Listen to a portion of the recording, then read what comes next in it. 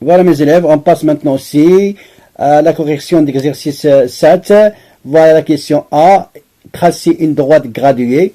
B. Placer les points donnés ci-dessous. D'accord? Alors, on place les points donnés dans ce tableau dans la droite graduée. Alors ici, le point et l'abscisse A l'abscisse de A est égal 2, c'est-à-dire plus 2, ou l'abscisse de B est égal moins 3, l'abscisse de C est égal moins 5, et l'abscisse de D c'est 4 plus 4,5, et l'abscisse de E est égal moins 2,5. D'accord? On a maintenant les abscisses et les points. Alors, qu'est-ce qu'on va faire? On trace une droite graduée et on place les points suivants. D'accord? Alors, on passe maintenant à la correction. Voilà. On a la correction d'exercice 7, page 225. Si on place les points suivants sur la droite graduée, on a l'abscisse du point A plus 2, c'est-à-dire à droite du point O. On a ici 0. 0 est l'origine, c'est O. Voilà, 1, 2 est égal à plus 2, c'est le point. L'abscisse du point A est égal à plus 2.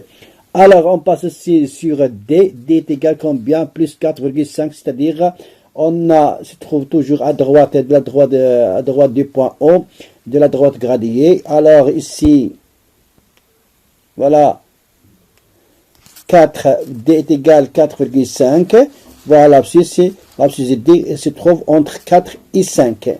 On passe maintenant à la point C, est égal, on passe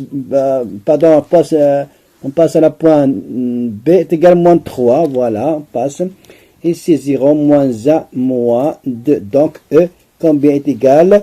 Est égal moins 2,5, c'est-à-dire entre le nombre moins 2 et le nombre moins 3. Donc E est égal à moins 2,5, c'est-à-dire la moitié de la, voilà la moitié ici, de ce segment. Alors, c'est gradation. D'accord? Maintenant, ici, l'abscisse du point A est égal à moins 2,5. Et aussi, l'abscisse du point B est égal à moins 3. Donc, allez, moins 3, moins 4, moins 5. Donc, l'abscisse du point C est égal à moins 5. D'accord? Très bien. Oui, très bien. Alors, bonjour mes élèves, bonjour à tout le monde, comment allez-vous? J'espère que vous êtes bien. Alors maintenant, on débute cette séance par la correction des exercices. Maintenant, on débute par l'exercice 8. Pour l'exercice 8, on a pour chaque point A, B, C, D, E, F, indiqué les deux nombres qui permettent de le repérer, voilà, en commençant par le nombre sur l'axe horizontal. Très bien.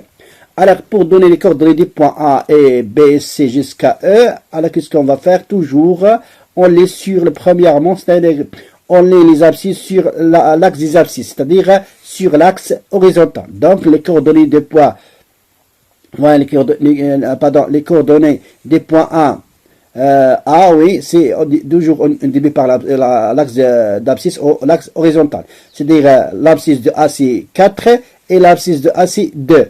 Et aussi, on passe à le point B. Le point B, regarde ici, on a l'abscisse combien? L'abscisse est égale à 0, parce qu'elle appartient à l'axe des ordonnées. Donc, les coordonnées du point B est égal à 0, combien? 3. 0, 3.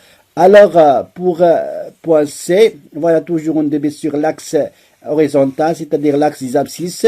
Les coordonnées du point C, c'est moins 3, 1. Moins 3, 1, écrivez C, entre parenthèses, moins 3, 1. Très bien. On passe maintenant D. D, on se trouve D, voilà, D, voilà. D appartient à la droite d'abscisse ou à l'axe horizontal. Donc, D, l'abscisse est égal combien? Est égal à moins 2 et les ordonnées, combien sont ordonnées, est égal à 0. Donc, E, l'abscisse est égal combien? 3 et son ordonnée est égal à moins 2. Donc, pour F, l'abscisse toujours moins 1 et son ordonnée, c'est égal moins 2. D'accord? Voilà la réponse de cette question. Très bien.